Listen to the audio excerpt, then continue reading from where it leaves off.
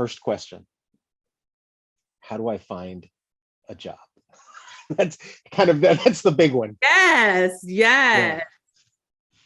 I'll tell a story first, and just to validate. So yeah, I graduated from Stanford, and I can't believe I didn't say it, but yeah, I grew up in Tijuana and then San Diego. I always have to rep where I'm from. And yeah, and then you graduate, right? And like you did all the things. I mean, it's freaking Stanford. One would assume that it's like all clear and there's a job with your diploma or something.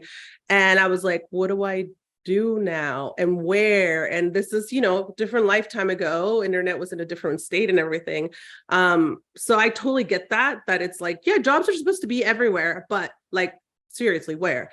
And it's like what the options felt like at the time was like, seriously, like the unemployment office or like a random websites at the time, like whatever, was around, which was like Monster. I don't know what, I'm not trying to give anybody, but it was like whatever the job sites were. And then there was one that was like, and then there was like school districts, and it was really like no one. And what it came down to was like talking to people, which I think is is a tried and true, but also who has a lot to, like when you're first gen or when you're not from this country, like, yeah, I have a lot of people that love me and a lot of people that wanted to support me, but they didn't know my career. They didn't know my area. So I guess that mostly adds to the problem, doesn't quite give you a solution, but at least like, I guess the first thing is like, it is a lot hard. Like that question is a lot harder than we assume it is. What is an info interview? How is it different than low key? Like, because all these things, I didn't know what they were. And I was just like, I'm not going to email some person I don't know. And now being on the other side of it, I get some emails that, I'll be honest, some of them I'm like, are you just sending like some, let's put it this way. Some make me lean in and some do not.